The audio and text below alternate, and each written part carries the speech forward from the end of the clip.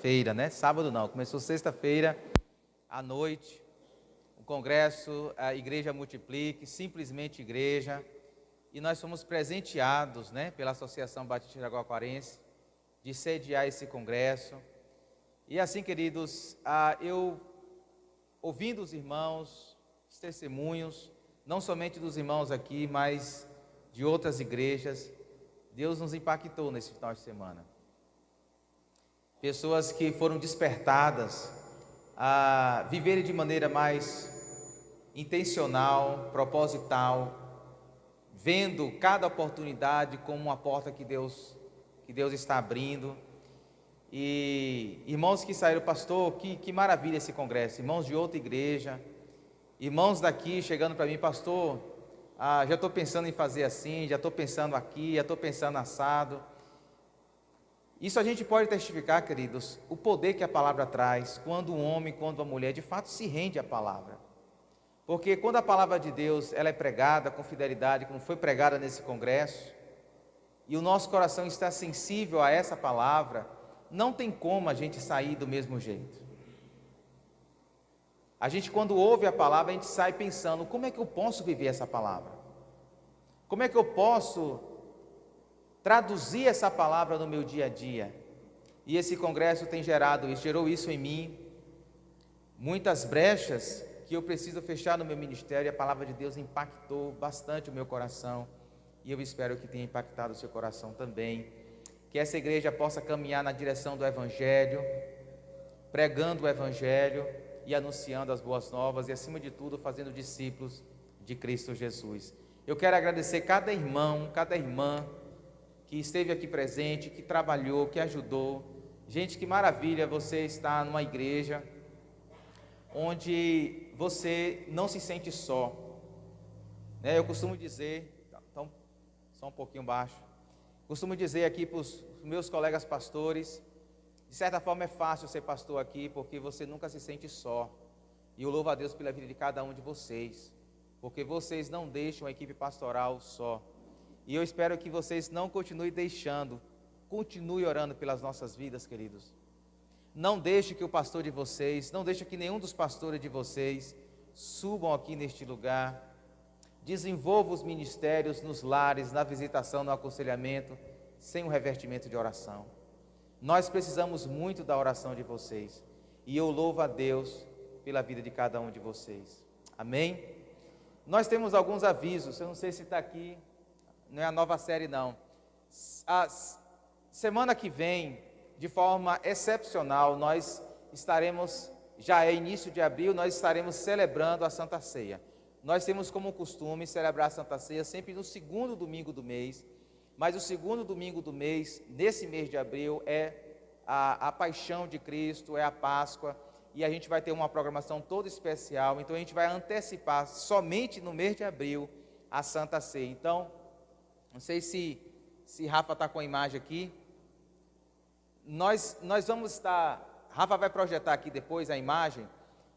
No culto da Páscoa, nós vamos estar elaborando, na verdade já foi elaborado, nós vamos estar imprimindo e dando para cada um de vocês um convite especial.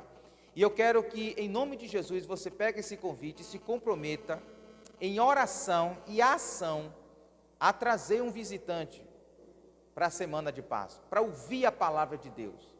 Então você vai pegar esse convite, pelo menos um, e você vai, em nome de Jesus, apresentar talvez um colega de trabalho, um vizinho, talvez um familiar, para estar aqui conosco no culto da Páscoa, que será no segundo final de semana de abril, ok? Então, a Rafa vai projetar aqui daqui a pouquinho, vocês vão receber, nessa semana agora, esse convite. E eu quero desafiar vocês. Outro detalhe, queridos, muito importante. Vocês estão percebendo que praticamente todo domingo nós estamos fazendo ali uma cantina, né? Você tem ali a mesa da coletoria, né? A irmã que recolhe os impostos, a irmã Iris, e você tem ali o lanche da Vera, né? Capitaneado, liderado pela irmã Vera. Esses lanches, queridos, eles têm um propósito de abençoar os departamentos da igreja. Então, ao longo do ano, cada departamento tem a sua conferência, tem a sua atividade, tem a sua festa, e esses recursos são direcionados para ajudar, para amenizar os custos dessas conferências que tem tanto abençoado a vida da igreja. Então, esse é o objetivo. Então, tudo aquilo que a gente arrecadar nesses lanches será direcionado, rateado, dividido para cada departamento. Então, saindo do culto aqui, invista, tá bom? Irmãos, vamos abrir as suas Bíblias no Evangelho de Marcos. Eu queria destacar aqui e louvar a Deus pela vida das pessoas que nos visitam, os nossos visitantes, né? Cada um de vocês, que Deus continue abençoando a vida do Igor, da sua esposa, do Gervásio, Deus continue abençoando, querido, em nome de Jesus, do Neto, Deus continue abençoando. Então, o pessoal que está nos visitando, que Deus possa falar com vocês profundamente. Evangelho de Marcos,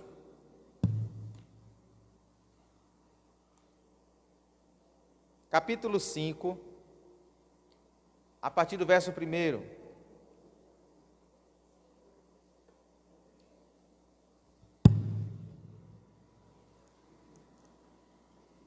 Nós estamos com uma série de mensagens, encontros ordinários, momentos extraordinários.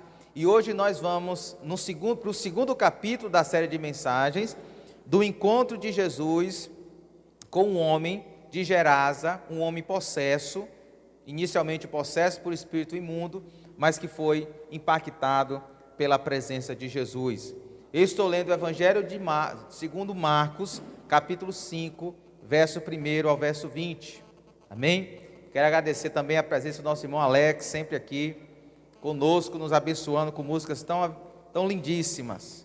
Deus continue te usando, varão, em nome de Jesus, amém? Eles atravessaram o mar e foram para a região dos Gesarenos.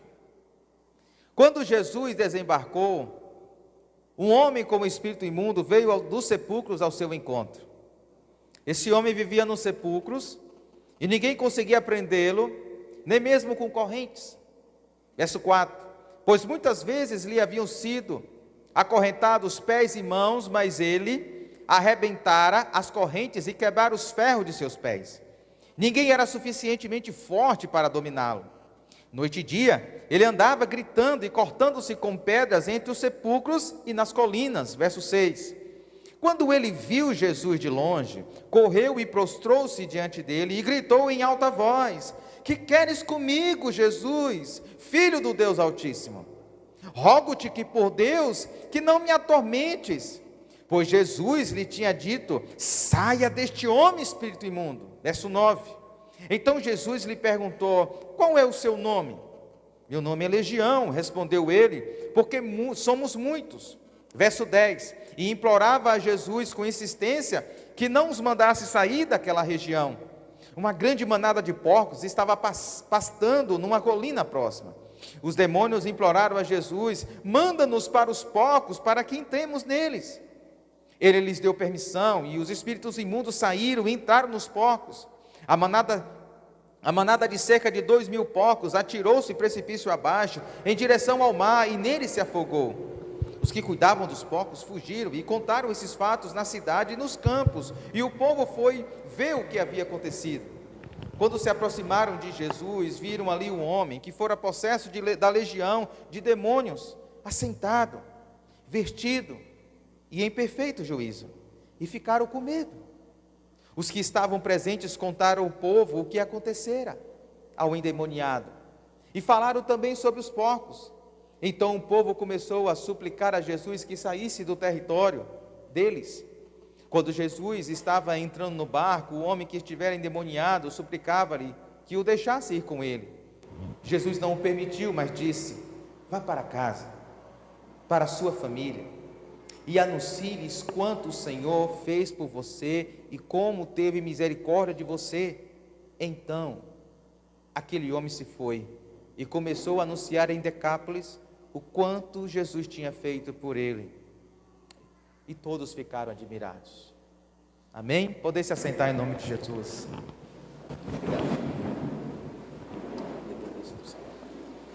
Meus queridos, começamos semana passada essa série de mensagens, Encontros Ordinários, Momentos Extraordinários. E essa série de mensagens tem como objetivo traçar alguns encontros que Jesus teve com pessoas simples e comuns, narrados no Evangelho de Marcos. Todos os encontros que nós vamos perceber aqui ao longo dessa série serão retirados aqui do Evangelho de Marcos. Semana passada, à luz de Marcos capítulo 2, versos 13 e 17, nós estudamos e refletimos sobre o encontro que Jesus teve com um homem chamado Mateus ou Levi, um ex-cobrador de impostos, um ex-publicano, um ex-corrupto, mas que foi grandemente impactado pela presença de Jesus. E nós vimos basicamente duas coisas semana passada. Nós vimos que, em primeiro lugar, o fato de Jesus ter realinhado o coração de Mateus pela graça em torno do siga-me. Quando Jesus diz para ele, siga-me, o coração de Mateus, o coração de Levi é completamente realinhado, é completamente transformado, e ele abandona o seu maior ídolo, que eram as riquezas, e segue a Jesus. Vimos também que, à luz do encontro de Jesus com Mateus, ele e nós também assim fomos desafiados a redescobrir um novo propósito nas nossas vidas. Quando um homem e uma mulher de Deus têm um encontro com Cristo, a nossa vida ganha um novo propósito, e no caso de Mateus, os seus bens materiais passam a ter um novo propósito, a sua relação com as pessoas passam a ter um novo propósito, e a sua própria relação com Deus passa a ter um novo propósito. Mateus, ele é impactado em pelo menos 3 áreas da sua vida: a sua relação com os bens materiais, com o dinheiro, a sua relação com as pessoas e a sua relação com Deus. Hoje, à luz dessa história que nós acabamos de ler em Marcos capítulo 5, nós vamos falar do encontro que Jesus teve com esse homem possesso, que é conduzido da opressão à liberdade. Eu não sei quantos de vocês aqui têm conhecimento de uma música da falecida Gal Costa, uma música bem conhecida, e um trecho dessa música ela diz assim: eu nasci assim, eu cresci assim, eu sou mesmo assim, eu vou ser sempre assim. Gabriela, muito bem. Essa música nada mais é do que um reflexo do que muitas pessoas pensam. Muitas pessoas entendem que uma pessoa, ela continua na fase adulta do mesmo jeito que ela nasceu, ela não muda, não há transformação para ela.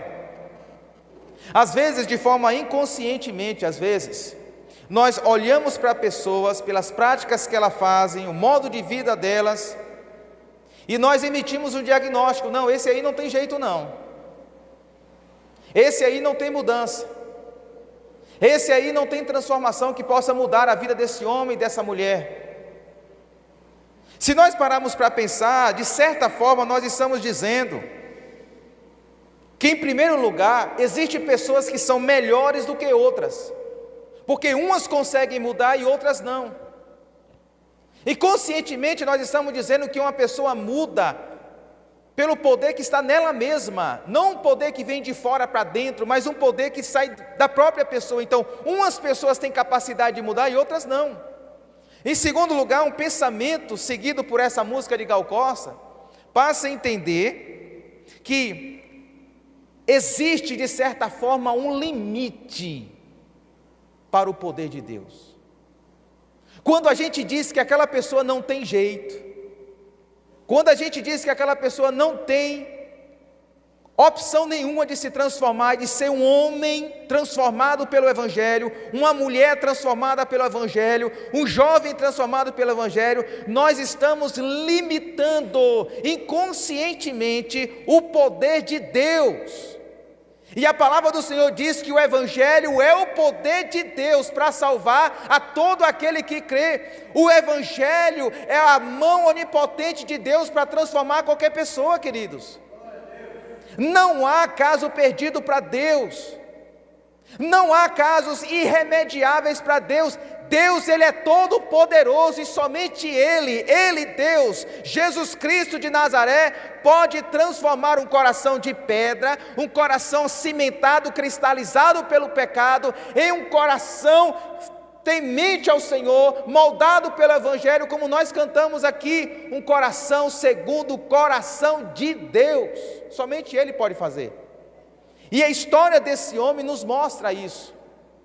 A história desse homem possesso mostra que quando uma pessoa de fato encontra Jesus, não importa o passado dela, não importa o estado espiritual, psicológico, emocional, familiar dela, quando uma pessoa encontra Jesus, o poder do Evangelho é capaz de quebrar todas as correntes, todos os grilhões. Se nós fôssemos resumir a mensagem dessa noite em uma frase, nós poderíamos identificar que o mover de Jesus em nossa direção desfaz os efeitos do mal e nos conduz a uma vida de plena liberdade. Vou repetir: o mover de Jesus em nossa direção desfaz os efeitos do mal e nos conduz a uma vida de plena liberdade. Vamos verificar isso em dois momentos. Primeiro, eu quero te convidar a perceber qual o estado espiritual e emocional deste homem. E depois a gente vai perceber o que Jesus, quando Jesus encontra este homem, o que Jesus fez na vida deste homem. Leia comigo, por gentileza, os 5 primeiros versículos, para a gente ter um quadro da vida espiritual desse homem. O texto diz assim: eles atravessaram o mar e foram para a região dos Gerazenos. Quando Jesus desembarcou, um homem com espírito imundo veio dos sepulcros ao seu encontro. Esse homem vivia nos sepulcros e ninguém conseguia prendê-lo, nem mesmo com correntes, pois muitas vezes lhe haviam sido acorrentados pés e mãos, mas ele arrebentara as correntes e quebrara os ferros de seus pés. Ninguém era suficientemente forte para dominá-lo. Noite e dia ele andava gritando e cortando-se com pedras entre os sepulcros e nas colinas. Perceba, queridos, que Jesus está aqui. Se você vê o contexto no capítulo 4, Jesus está atravessando o mar da Galileia. Lembre-se que Jesus, nós vimos isso na história de Mateus, ele desenvolve muito do seu ministério ali, à margem do mar da Galileia. Ele chama Mateus ali na margem do mar da Galileia. No entanto, o capítulo 4 diz que Jesus chama seus discípulos, ele atravessa o mar. Diz o verso 1 aqui, que eles atravessaram o mar. Ou seja, se você perceber o contexto, Jesus já havia lidado com algo, com um fenômeno natural indomável. O capítulo 4 de Marcos diz que o mar estava revolto de forma indomável. Os pescadores, as pessoas experientes no mar, não conseguiam dominar a embarcação, e Jesus levanta-se daquela embarcação e ele dá uma ordem para o mar, ele dá uma ordem para o vento, ele dá uma ordem para as ondas revoltas e inquietantes. Ele diz: aquieta-te, acalma-te, e diz o texto que o vento aquietou-se e fez completa bonança. Então Marcos começa o capítulo 5 dizendo o seguinte: olha, eles atravessaram o mar. Aqueles que atravessaram o mar, Jesus que atravessou o mar junto com seus discípulos, é aquele que já havia rompido a força indômata do mar. Ele tem poder sobre as forças da natureza. Aquele que chegou em Gerasa, ele tem poder sobre as forças da natureza. Ele dá ordem e os ventos se acalmam. Ele ordena e as ondas se aquietam. Eles atravessaram, diz o texto, eles atravessaram o mar e foram para a região dos Gerazenos. Uma região que ficava numa região assim um pouco a nordeste de Cafarnaum, do mar da Galileia, conhecida como Decápolis, ou seja, a região das 10 cidades. E Jesus desembarca naquela praia, e diz o texto que, em primeiro lugar, quando Jesus desembarca, ele se depara com este homem. E eu queria traçar algumas características deste homem para a gente perceber a situação deste homem. Em primeiro lugar, o texto nos informa que este homem era um homem oprimido pelas potestades malignas. Veja comigo o verso de número 2, que o texto diz assim: um homem com um espírito imundo.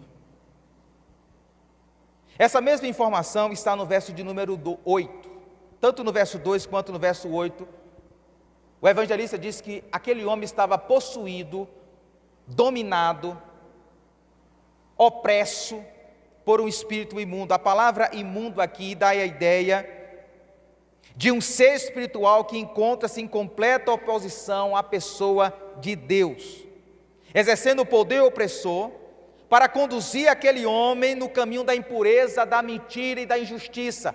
Quem está dominando aquele homem é um ser espiritual, são os demônios, que fazem oposição ao reino de Deus, e que estava conduzindo aquele homem a viver uma vida à margem do reino de Deus.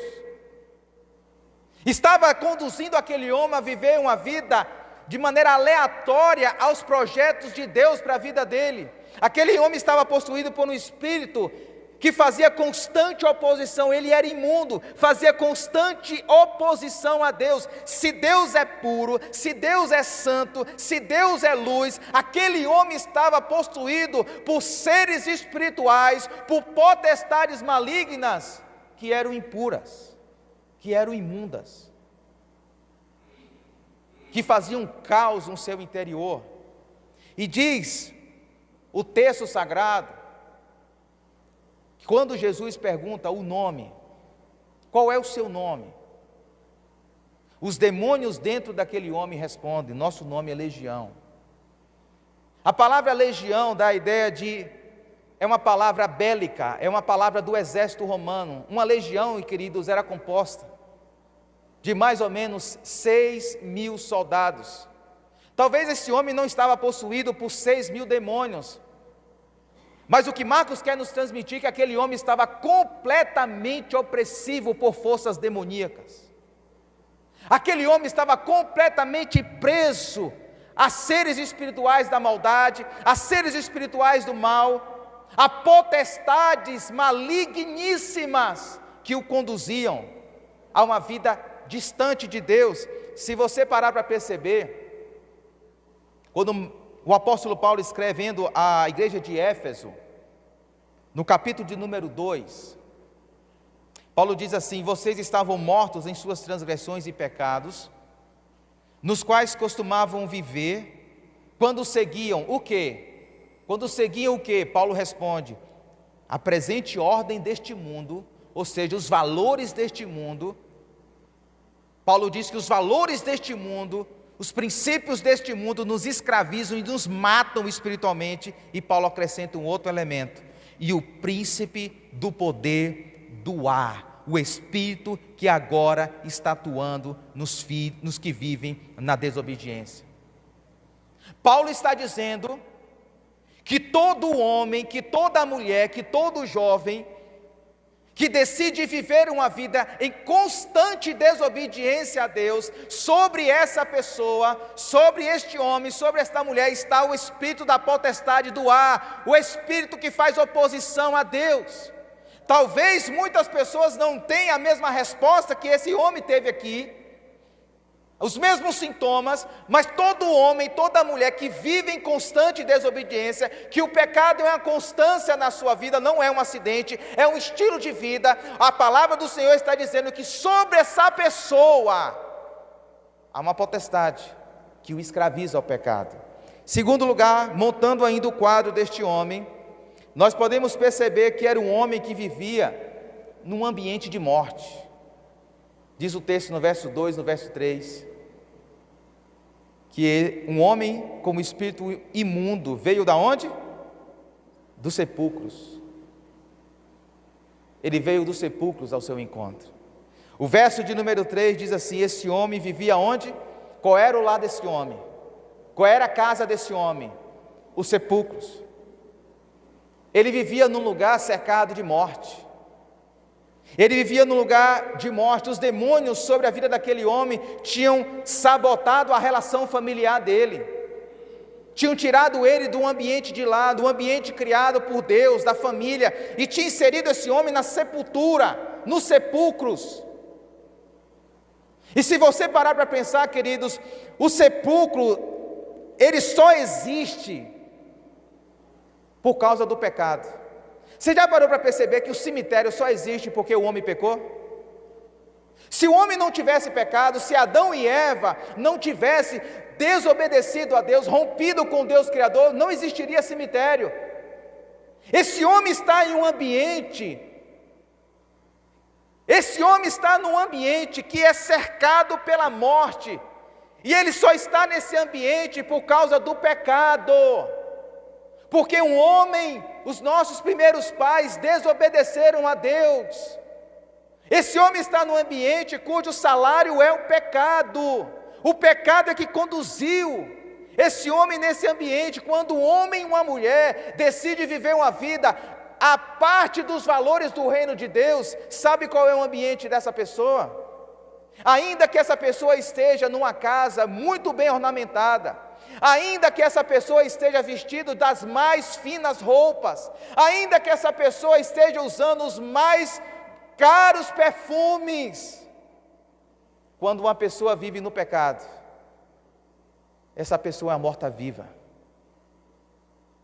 ela vive no sepulcro. Talvez não literal como esse homem, porque o salário do pecado é a morte, é a sepultura. Vamos remontar ainda. Então é um homem que vive, ele é oprimido pelo diabo, ele vive num ambiente de morte, e diz o texto ainda em terceiro lugar, que ele é um homem completamente indomável. Ele é um homem indomável. Veja comigo o verso de número 3 e verso 4, diz assim: e ninguém conseguia prendê-lo, a parte B do versículo 3, e ninguém conseguia prendê-lo, nem mesmo com correntes, verso 4, pois muitas vezes lhe haviam sido acorrentados pés e mãos, mas ele arrebentara as correntes, e quebrar os ferros de seus pés. Ninguém era suficientemente forte para dominá-lo. Perceba o que está acontecendo aqui, queridos. Ninguém consegue dominar esse homem. Se você lê nas Escrituras, uma das características de uma pessoa cheia do Espírito Santo é o domínio próprio. É a pessoa conseguir se dominar. É a pessoa se conseguir se controlar. O Espírito Santo nos dá a capacidade de nos controlarmos, de nos dominarmos, mas esse homem não está cheio do Espírito Santo. Esse homem está cheio de potestade, de legiões, de forças que fazem oposição ao reino de Deus.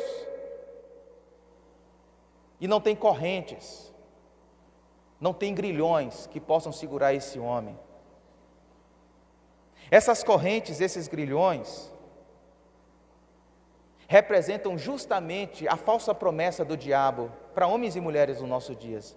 Qual é o grande sonho de homens e mulheres dos nossos dias? É viver completamente livre para fazer e ser o que bem quiserem.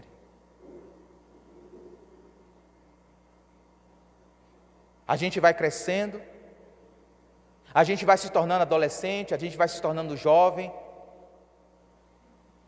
e vem um desejo ardente no nosso coração: eu quero ser dono do meu próprio nariz, eu quero fazer o que eu quero lidar com a minha vida segundo a minha vontade, é eu que mando na minha vida. O diabo promete que o pecado vai nos trazer liberdade completa, mas sabe o que acontece? Cada vez mais que a gente se vê no pecado, grilhões invisíveis, correntes invisíveis nos prendem e sabotam a vida de Deus em nós. Esse homem, não existe correntes que conseguem controlar ele, não existe grilhões que possam prender esse homem, mas esse homem possui grilhões e correntes invisíveis que o prendiam ao pecado e à vida à parte de Deus. Em quarto lugar, pense comigo ainda, o quadro deste homem. Este homem é um homem perdidamente desesperado. Ele não tem esperança. Ele não vê saída. Ele não vê porta, ele só vê parede. Leia comigo o verso 5. Noite e dia, ele andava gritando, cortando-se com pedras entre os sepulcros e nas colinas. Automutilação. Esse homem não dorme. Esse homem não tem paz. Esse homem é vítima da insônia. Esse homem quer se matar, ele corta os pulsos. Ele tem tendência a suicídio. Sabe por quê? Porque a vida dele está tomada pela potestade do ar que o conduziu à desobediência, a uma vida à parte dos valores e dos princípios do reino de Deus. E é justamente isso que o pecado leva um homem e uma mulher. O diabo promete liberdade, o diabo promete uma vida plena, o diabo promete uma vida satisfeita, feliz, mas o diabo deixa o homem, a mulher, que vive a parte dos princípios e dos valores de Deus, nessas condições aqui. Ele sabota as nossas vidas, ele sabota as nossas emoções, ele sabota a nossa família, ele sabota a nossa relação com Deus, ele sabota a nossa profissão, ele arrebenta o nosso corpo físico, ele arrebenta o nosso psicológico, e a gente vai se vivendo como um louco. Esse homem anda como um andarilho, noite e dia, vagueando pelas colinas, pelos sepulcros, se cortando. João capítulo 10, verso 10, Jesus diz o seguinte: o ladrão vem apenas para furtar, para matar e para destruir. Talvez, quem sabe, na caminhada de vida deste homem, que a gente não sabe o antes, como ele era, talvez ele brincou com o pecado, talvez ele negociou com o pecado, talvez ele transigiu com os valores de Deus, e agora ele se vê preso, acorrentado, dominado, sem paz de espírito. E sabe o que é o pior, queridos? Nessa condição que ele se encontra, diz o texto sagrado, veja comigo o verso 3 e o verso 4, que nessa condição, ninguém podia ajudar esse homem. O texto diz assim: esse homem vivia nos sepulcros e ninguém conseguia prendê-lo. O verso 4 ainda diz: ninguém, nem um psicólogo, nem um terapeuta, nem um pai de santo, nem um homem da terra, ninguém era suficientemente forte para dominá-lo. Sabe o que é que isso me ensina, queridos? Isso me ensina que, diante de uma crise espiritual como essa, que esse homem está aqui e ele representa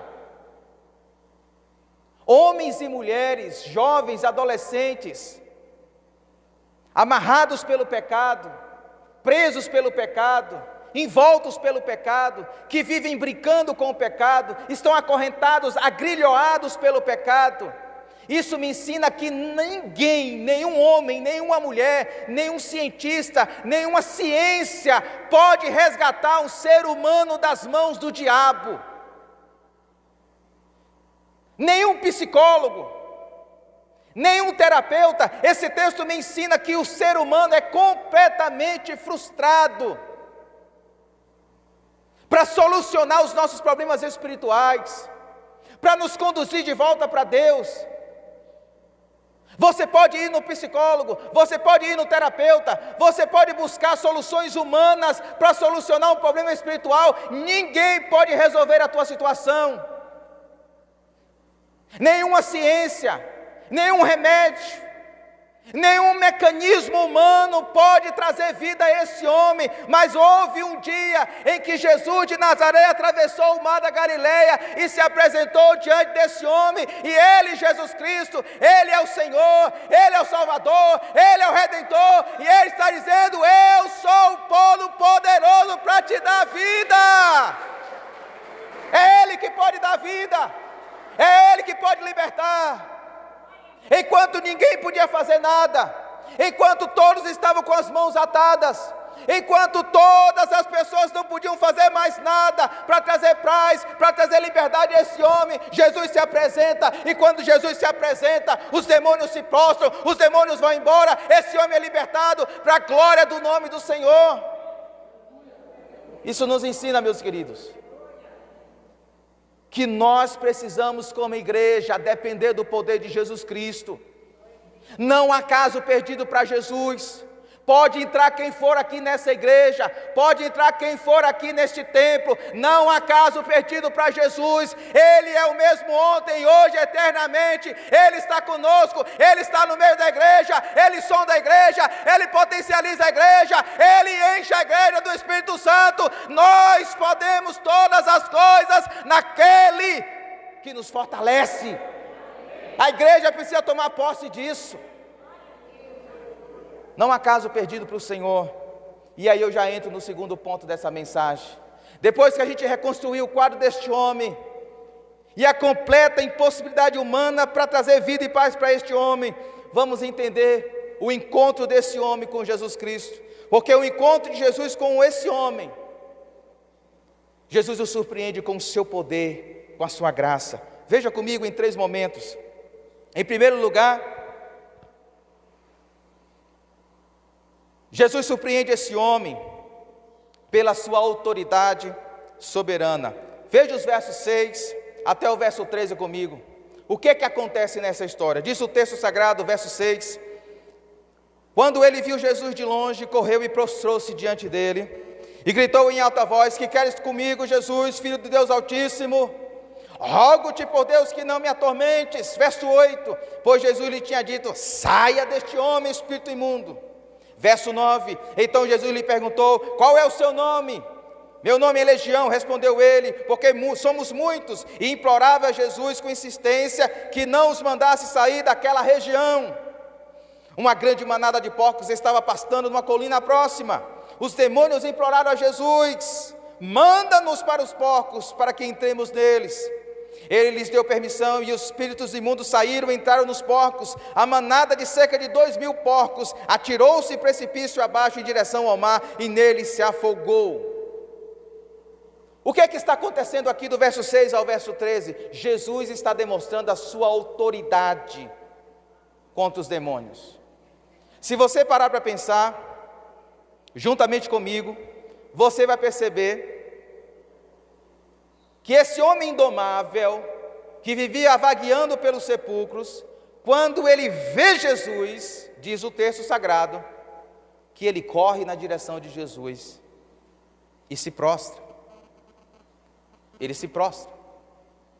E é interessante esse ato de se prostrar, porque esse ato de se prostrar, aquele homem ter se prostrado diante de Jesus, é um reconhecimento que quem está diante dele demônio, dele legião, não é simplesmente um rabi, não é simplesmente um mestre da lei, não é simplesmente um religioso, não é simplesmente um homem que tem ideias inteligentes, ideias bacanas. Quem está diante desse homem é o Deus Criador, é o Deus Todo-Poderoso. Se você ler comigo o capítulo 3 de Marcos, o verso de número 11, Jesus já tinha tido uma experiência dessa. Porque o texto diz assim: sempre, não é uma vez ou outra não, diz o texto, sempre que os espíritos imundos o viam, faziam o quê? Prostravam-se diante dele e gritavam. Percebam no que eles gritavam, isso é muito importante para Marcos. O que eles gritavam? Tu és o Filho de Deus. Os demônios estão reconhecendo que Jesus não é simplesmente um religioso qualquer, um mestre qualquer. Ele é o Filho de Deus, ele é o próprio Deus.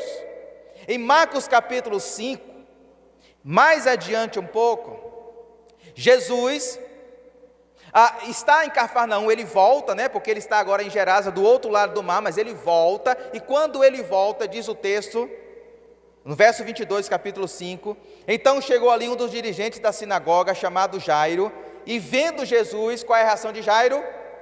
Se prostra diante de Jesus.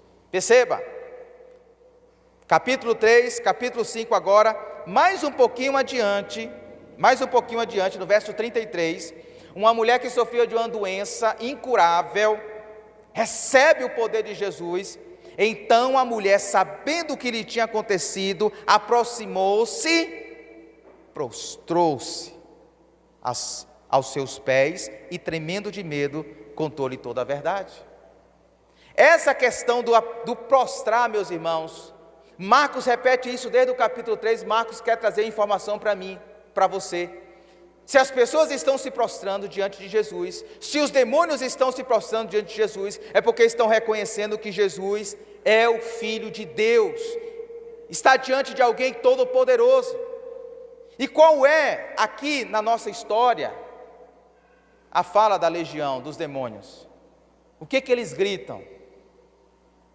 O texto diz assim, verso de número 7, gritou em alta voz: que queres tu comigo? Jesus, o quê? Filho do Deus Altíssimo. Preste atenção, queridos, porque essa expressão, Filho de Deus, Marcos quer provar no seu livro que Jesus, ele é o Filho de Deus. Como assim, pastor? Se você ler Marcos capítulo 1, verso 1, o primeiro versículo do Evangelho de Marcos, que é o Evangelho que nós estamos estudando, Marcos diz assim, o princípio do Evangelho de Jesus Cristo, o Filho de Deus. No primeiro verso, Marcos já afirma, Jesus é o Filho de Deus. Lá no final do Evangelho, no capítulo 15, Marcos traz uma outra evidência. Capítulo 15, verso 39, no momento que Jesus entrega a sua vida ao Pai, diz o texto que o centurião que estava em frente de Jesus ouviu o seu brado e viu como ele morreu e disse: realmente este homem era o quê? O Filho de Deus. Marcos quer provar que Jesus, ele é o Filho de Deus, o Deus Todo-Poderoso. Se você parar comigo ainda para analisar o seguinte, quando Jesus está na embarcação, no capítulo 4 de Marcos, e as ondas e os ventos tentam surrar aquela embarcação, e Jesus aquieta os ventos, e Jesus aquieta as ondas, qual é a pergunta que surge no final do capítulo 4, na boca dos discípulos? Quem é este? Quem é este que está diante de nós? E o Evangelho de Marcos é toda uma construção para provar, para responder essa pergunta: quem é este? E Marcos vai dizer que este que estava diante dos demônios, das legiões, de homens, de mulheres, de crianças, este é o Filho do Deus Altíssimo. Esse é aquele que entrou na história para assumir nosso lugar, os nossos erros, os nossos pecados. Esse é aquele que entrou na história para reescrever as nossas vidas. Este é aquele que entrou na história para naquela cruz assumir os nossos erros, as nossas falhas, os nossos pecados. Este é aquele que entrou na história para desfazer a obra do diabo. Quem é este? Ele é o Filho de Deus. Ele tem todo o poder, e diante dele os demônios se prostram, diante dele os demônios se curvam. Agora eu lhe pergunto, diante dessa condição desse homem, que a gente viu que era humanamente incurável, ninguém podia ajudar ele, Jesus chega, e Jesus se apresenta como Filho de Deus. E a pergunta que a gente pode fazer nesse texto é: Por que Jesus pôde libertar aquele homem? Por que Jesus pôde salvar aquele homem? Por que Jesus pode reescrever a história daquele homem? Se nós formos responder essa pergunta, eu diria que Jesus só pôde libertar e restaurar a vida daquele homem, porque Jesus, anos depois, iria assumir o lugar daquele homem na cruz.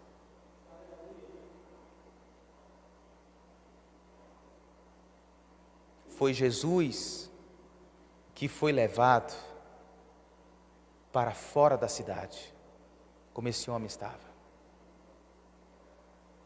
Foi Jesus que foi colocado nu sobre uma cruz. Foi Jesus que foi colocado preso sobre um madeiro. Foi Jesus que gritou nos suas últimas palavras naquela cruz.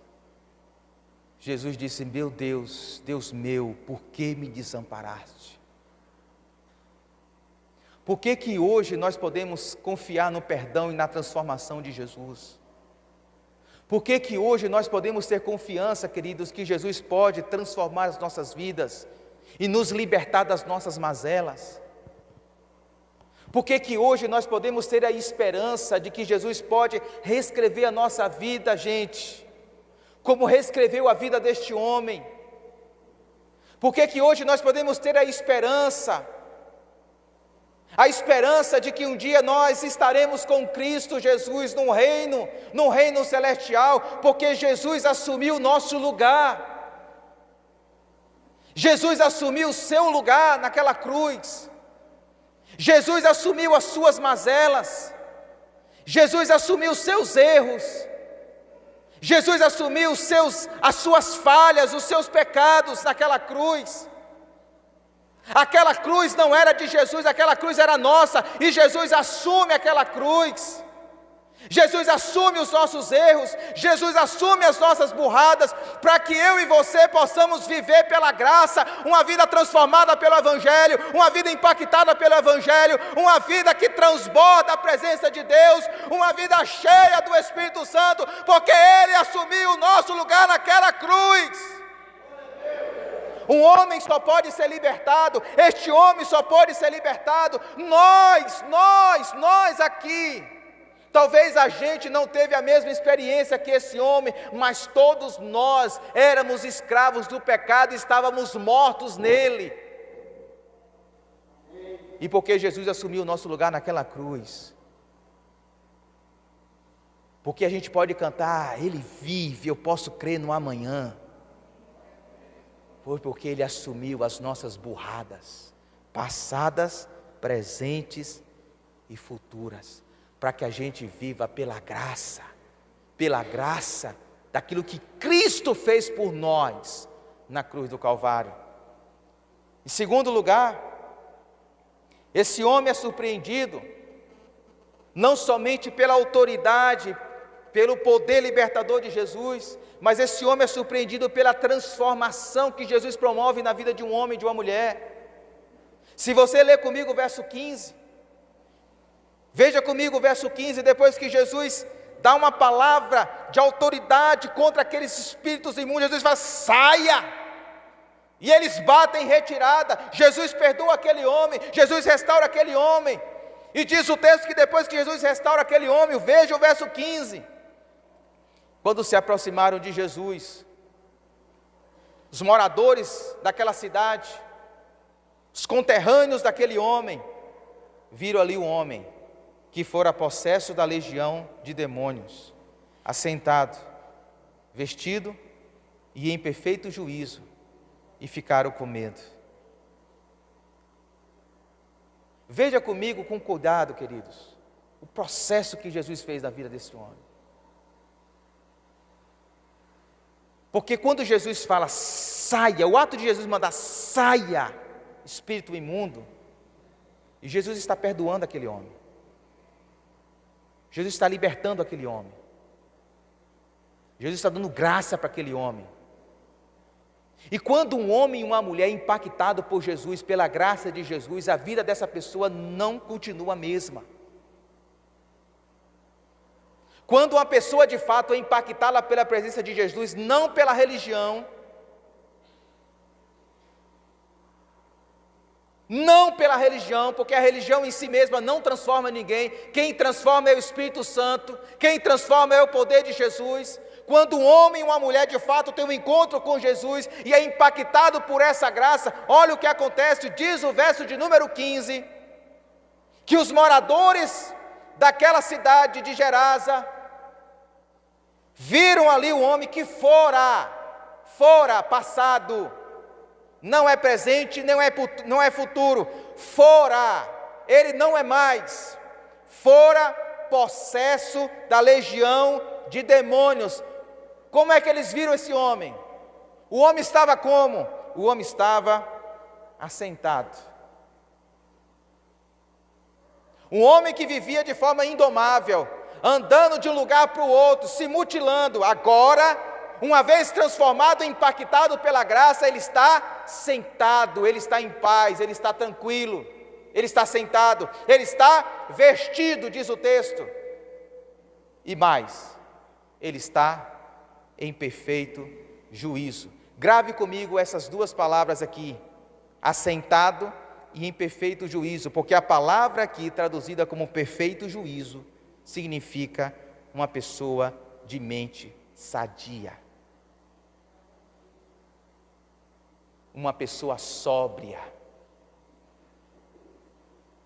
porque a primeira coisa que Jesus transforma nas nossas vidas é a nossa mente, é a nossa maneira de pensar. Quando um homem, uma mulher, um jovem, um adolescente, uma criança é impactado pelo encontro com Jesus, é impactado pela graça de Jesus, a mente dessa pessoa, antes perturbada pelo pecado, desvirtuada pelo pecado, disfuncional pelo pecado, opressa por seres espirituais malignos, agora ela está sã. Agora ela consegue pensar os valores do reino de Deus, agora ela consegue raciocinar na perspectiva do reino de Deus. O pensamento dela muda. O que Paulo escreve em Romanos capítulo 12? Paulo diz o seguinte: não vos amoldeis com os valores, com os princípios deste século, mas deixai-vos transformar a vossa mente pelo Espírito Santo. A primeira coisa que Deus muda na vida de uma pessoa é a maneira como ela pensa. Um homem, quando é impactado pela graça de Deus, ele começa a pensar a relação conjugal diferente. Ele começa a amar mais a sua esposa, ele começa a respeitar mais, a forma como ele conversa é diferente, ele agora tem diálogo, ele agora tem harmonia, ele agora consegue perdoar. Uma pessoa, uma mulher impactada pela graça, ela começa a se relacionar consigo, com o seu cônjuge, com seus filhos, de maneira diferente. Quando um filho, um jovem, um adolescente é de fato impactado pela graça, a maneira como ele pensa o seu corpo, a maneira como ele pensa a sexualidade é diferente, gente. Olha como os jovens do mundo pensam sexo. Olha como os jovens do mundo pensam o corpo. O corpo, para muitos dos jovens do nosso mundo, é uma vitrine que eu tenho que exibir para as pessoas, para ser reconhecido. Mas como é que o Evangelho nos transforma? O Evangelho diz que o nosso corpo não é uma vitrine. O Evangelho diz que o nosso corpo é templo do Espírito Santo de Deus. Isso muda. E só quem pode fazer isso é a graça. É quando a pessoa se rende à graça. E o texto diz que esse homem agora, ele tem uma mente sã. E ele está sentado. O modo de vida dele agora não é mais de uma pessoa que anda para cima e para baixo, gritando, se mutilando. Mas agora ele tem paz. É uma transformação, queridos, de dentro para fora. E somente quando eu e você nos encontramos com Cristo, isso pode acontecer. E é uma transformação tão radical. Por exemplo, perceba comigo o que aconteceu com Zaqueu. O texto diz lá em Lucas capítulo 19, quem era Zaqueu? Zaqueu era um chefe dos publicanos. Vocês lembram que semana passada eu falei do que eram os publicanos? Que Mateus era um publicano? Zaqueu era o cabeça do esquema. Ele era o chefe. É ele que orquestrava todo o esquema de corrupção entre os publicanos. Mas teve um dia que ele teve um encontro com Jesus. E numa refeição na sua casa, Zaqueu foi tão impactado pela graça de Jesus, tão impactado pela graça de Jesus, que ele levanta da mesa e diz: estou dando a metade dos meus bens aos pobres. E se alguém extorquir alguma coisa, devolverei 4 vezes mais. Eu não quero mais viver essa vida de corrupção. Eu fico imaginando a segunda-feira de Zaqueu, ele chegando no escritório dos publicanos. E os colegas de trabalho dele falando assim: e aí, Zaqueu, qual vai ser o próximo esquema? Qual é o esquema da semana? Zaqueu falou assim: eu estou fora. Não dá mais para mim. Por que, Zaqueu? O que aconteceu? Eu encontrei uma pessoa. E essa pessoa transformou a minha vida. Essa pessoa é Jesus. Estou fora dos esquemas. Eu fico imaginando, queridos, aquela mulher de João capítulo 8, que foi pega no adultério, e foi colocada na praça pública de Jerusalém para ser apedrejada.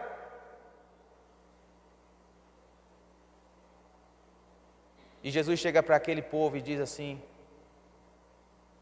quem não tiver pecado, que atire a primeira pedra. E depois que todo mundo sai, Jesus pergunta: cadê aqueles que te acusavam? E ela diz assim: foram embora, não tem mais ninguém. E Jesus fala para ela: eu também não a condeno, agora vá e abandone sua vida de pecado. Eu fico imaginando depois, horas depois, o amante dessa mulher mandando uma mensagem para o WhatsApp dela: e aí, conseguiu se safar? Vamos continuar o nosso encontro? Vamos marcar mais para hoje à noite? Vamos terminar aquilo que a gente começou? E aquela mulher disse: eu não posso mais, porque eu conheci uma pessoa, e essa pessoa transformou a minha vida. Eu não sou mais a mesma mulher. É isso que Jesus faz na minha vida e na sua vida. É isso que Jesus quer fazer nas nossas vidas, queridos. É nos transformar completamente. É isso que a graça de Deus fez na vida deste homem, e é isso que a graça de Deus pode fazer nas nossas vidas. E eu quero terminar com o último ponto. Surpreendido, porque Jesus surpreende aquele homem com a verdadeira liberdade em Cristo Jesus. Jesus agora surpreende aquele homem e vai ensinar aquele homem o que é de fato ser uma vida livre, porque aquele homem nunca foi livre. E Jesus vai ensinar agora para ele o que é ser uma vida livre. Leia comigo os versos 18, 19 e 20. O texto diz assim: quando Jesus estava entrando no barco, o homem que estivera endemoniado suplicava-lhe que o deixasse ir com ele. Jesus não o permitiu, mas disse: vá para casa, vá para a sua família e anuncie-lhes quanto o Senhor fez por você e como teve misericórdia de você. Verso 20. Então aquele homem se foi e começou a anunciar em Decápolis quanto Jesus tinha feito por ele, e todos ficaram admirados. Eu queria destacar aqui alguns pontos. Em primeiro lugar, o que é de fato ter uma vida livre? Porque na nossa cultura, ter uma vida livre é eu poder fazer o que eu quero fazer. Mas segundo Paulo, em Gálatas capítulo 5, verso de número 3, Paulo diz assim: irmãos, vocês foram chamados para a liberdade, mas não usem a liberdade para dar ocasião à vontade da carne. Vocês são livres, mas vocês não podem usar a liberdade para fazer aquilo que é oposto aos valores do reino de Deus. E Paulo continua, pelo contrário, sirvam os outros mediante o amor. Paulo está dizendo o seguinte: quando um homem e uma mulher verdadeiramente têm um encontro com Cristo, a sua vida passa a ser vivida em plena liberdade.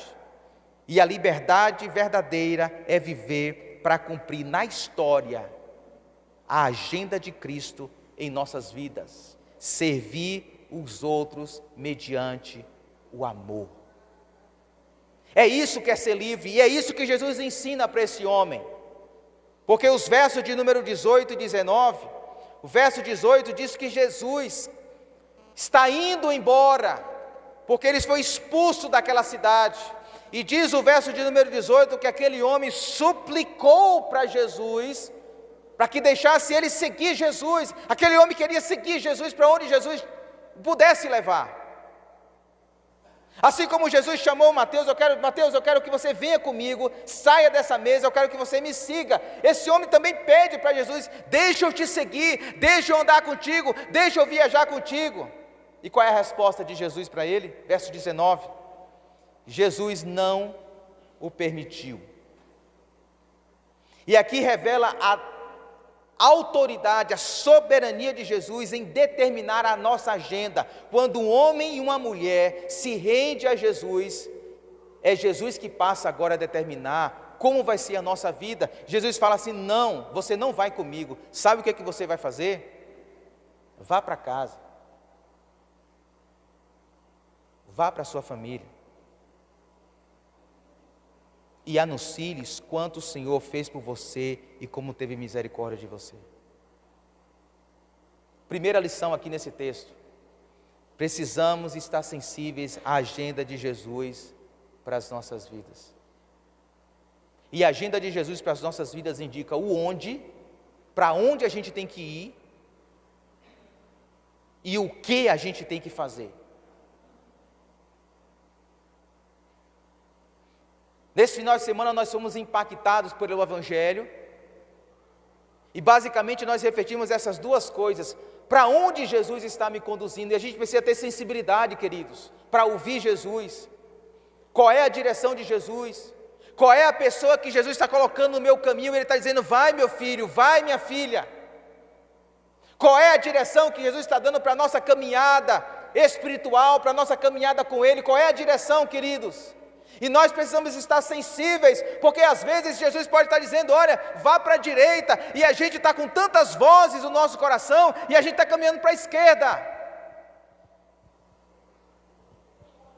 Quando um homem e uma mulher têm um encontro com Jesus e é impactado pela graça, ele caminha na direção que Jesus determina, e para isso nós precisamos de oração, nós precisamos estar sensíveis ao que Deus fala com a gente. Às vezes nós estamos caminhando com Jesus e nós estamos perdidos, nós não sabemos para onde ir, e Jesus dá uma direção para aquele homem: não, você não vai comigo, você vai para a sua casa, você vai para a sua família, você vai para a sua cidade. E o que é que ele tem que fazer? Diz o texto, ele tem que anunciar. Anunciar o quê? Tudo quanto o Senhor fez por ele e como teve misericórdia dele. Qual é a nossa missão enquanto discípulos de Cristo? Esse homem não fez faculdade teológica. Esse homem não frequentou ainda nenhum EBD. Esse homem ainda não conseguiu ler nenhum texto das Escrituras. Mas o que que Jesus manda ele fazer? Sabe o que é que você tem que fazer, meu filho? Vai para a sua casa, vai para a sua família, vai para a sua cidade, vá para o seu vizinho, vá para a sua escola, vá para o seu trabalho, vá para o seu contexto social, vá para os seus relacionamentos. Fazer o quê? Você vai anunciar tudo quanto o Senhor fez na sua vida e como teve misericórdia de você. Essa é a nossa mensagem, essa é a nossa missão, meus irmãos. O problema é que às vezes a gente nem sabe o que Jesus fez por nós. A gente já perdeu de vista o que Jesus fez por você. Anuncie isso, fale isso, pregue isso com autoridade, com eloquência, com intrepidez, no poder do Espírito Santo de Deus. Jesus vai para a sua casa, vai para a sua família e anuncie o poder da graça de Deus sobre a sua vida. Tudo quanto o Senhor fez por você, o que Deus tem feito na sua vida? O que Deus tem feito no seu caminhar? O que Deus tem feito na sua história? Anuncie isso, anuncie a graça do Senhor, anuncie a misericórdia do Senhor, anuncie o poder do Evangelho sobre a tua vida. E para finalizar, nós precisamos nos render à agenda de Jesus. Porque não basta saber para onde Jesus quer que a gente vá, nem o que Jesus quer que a gente faça. Não adianta a gente saber. Tem muita gente que sabe. Tem muita gente que sabe. A nossa grande dificuldade, gente, é nos render. E o verso de número 20 diz: então, aquele homem se foi e começou a anunciar em Decápolis, nas 10 cidades que compunham o território onde ele morava, quanto Jesus tinha feito por ele, e todos ficaram admirados.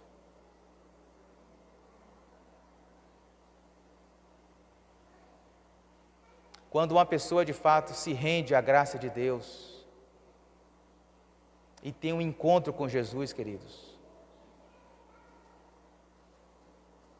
ela se rende.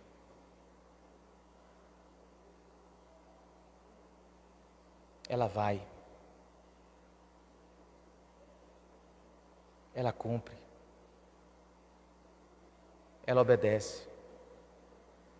Esse homem não questiona, esse homem não retruca com Jesus. Mas Jesus sozinho, como é que eu vou, como é que eu faço? Ele não questiona Jesus. O que Jesus tem mandado você fazer hoje e que não pode ser amanhã? Quais são as oportunidades que Ele tem colocado na sua mão? Quais são as pessoas que Ele tem colocado diante de você? Quais são as oportunidades? Quais são as portas que Ele tem aberto?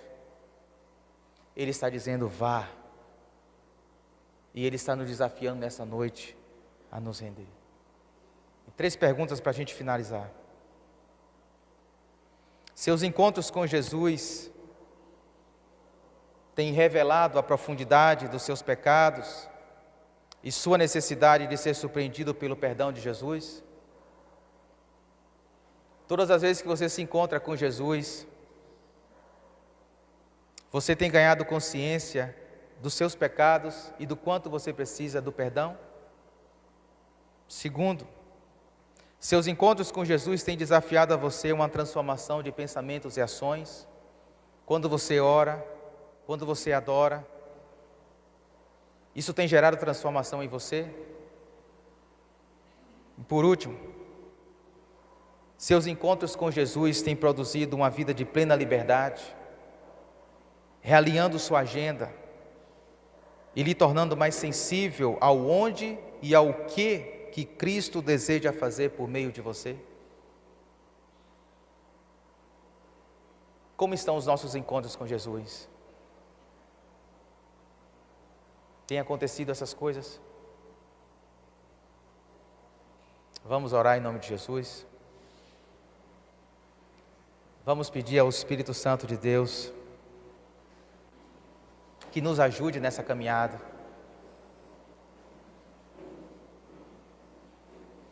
Que promova encontros de graça e de poder sobre as nossas vidas. Deus bendito e poderoso, nós queremos te agradecer, nós queremos te louvar por esse final de semana, meu Deus, tão abençoado. O Senhor nos impactou com a tua palavra e com o teu evangelho. Deus, em Cristo Jesus, eu te peço que o teu Espírito Santo abra a nossa mente, abra o nosso coração para que a gente entenda a tua palavra e a gente se renda à Tua palavra. Nos ajude, Senhor. Nos ajude, porque não é tão simples assim. A gente ouve, a gente entende, a gente compreende, mas a Tua palavra diz que o diabo anda ao nosso derredor e ele fica criando uma oportunidade para roubar de nós essa semente. Não permita, Senhor, que o diabo roube essa semente do nosso coração. Faz com que a Tua palavra pregada desde sexta à noite ache guarida do nosso coração, ache terreno fértil do nosso coração e produza frutos, meu Deus, e produza frutos de arrependimento. Nos leve, meu Deus, a uma vida mais parecida com Jesus, uma vida mais comprometida com os valores e os princípios do Teu Evangelho. Nos ajude a cada dia que nós nos encontrarmos contigo, Senhor, nos nossos encontros diários, nos nossos encontros semanais, a gente ser impactado pelo Teu poder e a Tua autoridade, autoridade que nos convence de que de fato nós somos pecadores perdidos e que nós precisamos da Tua graça desesperadamente. Tire toda a arrogância espiritual do nosso coração, Pai, e nos humilha diante do Senhor, para que a gente reconheça que nós somos pequenos e falhos e dependentes de Ti. Não permita que a gente se esconda do Senhor. Não permita, meu Deus, que a gente ofusque as nossas vidas, o nosso coração, dos Teus olhos que brilham como chama de fogo. Oh Deus, ajude com que nossos encontros contigo, Senhor, gere tamanha transformação que comece a mudar a nossa mente e a maneira como a gente vive, a maneira como a gente comporta, a maneira como a gente lida com o dia a dia, muda a maneira como a gente pensa a vida, Senhor. Transforma os nossos pensamentos, nos dê, Deus, mentes sadias, como o Senhor deu àquele homem, um juízo perfeito, um juízo são, um juízo sóbrio, que consegue raciocinar, que consegue pensar os valores e os princípios, não do mundo, mas do reino dos céus, porque é de lá que nós somos do reino dos céus, e nos ajude, meu Deus, a sermos impactados tão profundamente pela Tua graça, que a gente consiga perceber para onde o Senhor quer nos direcionar e o que a gente tem que fazer. No nome do Teu Filho Jesus Cristo, levanta a Igreja Batista da Graça como um dos referenciais aqui nessa cidade, como instrumento, ainda que limitado, levanta, meu Deus, como instrumento, para ser bênção do Senhor, aqui nesses conjuntos habitacionais, aqui neste bairro, aqui nessa cidade, para a glória do nome do Senhor Jesus Cristo, é o que nós te pedimos, amém.